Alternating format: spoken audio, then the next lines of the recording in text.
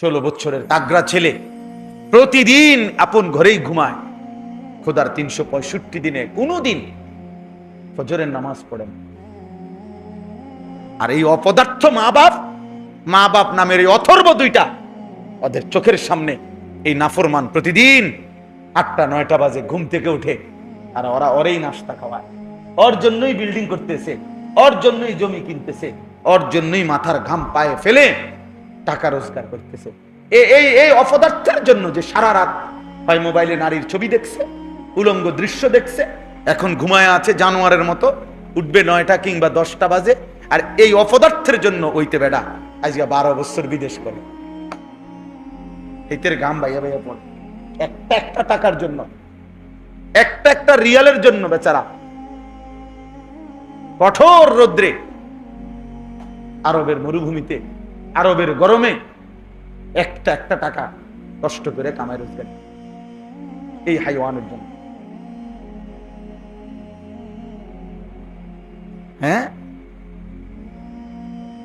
এটা বোঝাপড়া করা উচিত। যে কয়জন নওজোয়ান ভাই তোমরা বসছো ভাই, আমার কাছে অনুরোধ,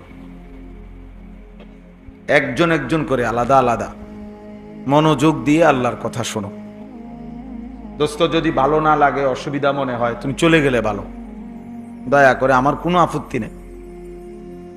যদি মনে করো যে মোবাইল টিপা বাকি আছে, তো বাইরে গিয়া মোবাইল টিপা, কিন্তু এখন হাতে ধরে মোবাইল নিয়ে ভিডিও করা যাবে না, রেকর্ডও করা যাবে, হাতে ধরে মোবাইল ব্যবহার করা যাবে। যদি বাকি থাকে মোবাইল, বাইরে গিয়ে যা ইচ্ছা তাই করো, আমার কোনো আপত্তি নেই, কিন্তু চোখের সামনে খামখেয়ালি করা যাবে না। এবং আলাদা আলাদা শুনলে ভালো, মানে আমার জন্য আমি শুনতেছি, পাশের জন শুনুক বা না শুনুক ওটা আমার দেখার বিষয় না। আমার জন্য আমি শুনতেছি, আমার জন্যই আমার আখিরাত হিসাব দিতে হবে, আমার হিসাব। কোরআনুল কারীমে আমাদের নবীকে পর্যন্ত আল্লাহ তাআলা বলেছেন, লা তুকাল্লাফু ইল্লা নাফসাকা, কোরআন শরীফের আয়াত, সূরা নিসার আয়াত। নবীজিকে আল্লাহ তাআলা বলছে, বন্ধু, শেষ পর্যন্ত, সর্বশেষ শুধুমাত্র আপনাকে আপনার নিজের বিষয়ে জিজ্ঞেস করা হবে। অর্থাৎ যদি অন্য কেউ কোনো কিছু মানে নাই, গ্রহণ করে নাই, এর জন্য আপনি দায়ী থাকবেন না, কিন্তু আপনার নিজের ঈমান, আমল, আখিরাতের ব্যাপারে আপনি মুকাল্লাফ, আপনাকে আদিষ্ট, আপনাকে আল্লাহর পক্ষ থেকে